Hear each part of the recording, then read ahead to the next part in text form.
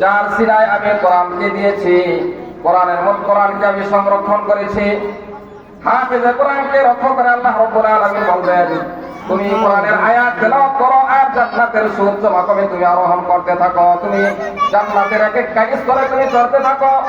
হাফেজে কোরআন যখন হাসরের ময়দানে কোরআনুল কারীমের এক এক আয়াত তেলাওয়াত করবে, সে এক এক তারা জান্নাতের উচ্চে উঠতে থাকবে। অন্য জায়গায় রাসূল বলেন,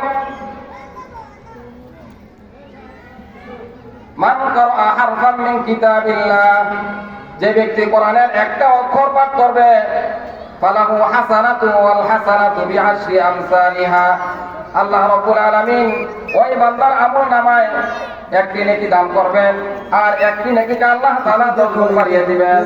ফালাহু হাসান হাসানাত, আল্লাহ রাব্বুল আলামিন এক একটা নেকিকে 10 গুণ আল্লাহ তাআলা বাড়িয়ে দিবেন।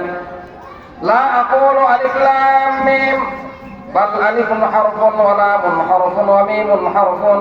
পয়গম্বর বলেন, আমি এই কথা বলি না যে আলিফ লাম মিম এখানে একটা অক্ষর, বরং আলিফ একটি অক্ষর, লাম একটি অক্ষর, মিম একটি অক্ষর। এখানে মোট তিনটি অক্ষর, আলিফ লাম মিম।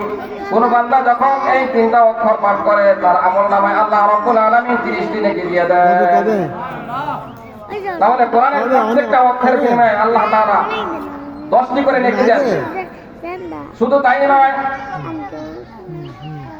হাসরের ময়দানে হাফেজে কোরআনকে বলবে, আচ্ছা ফাস্তাযহারাহু ফাআহাল্লা হালালাহু ওয়া হাররামা হারামাহু আদখালাহুল্লাহুল জান্নাহ।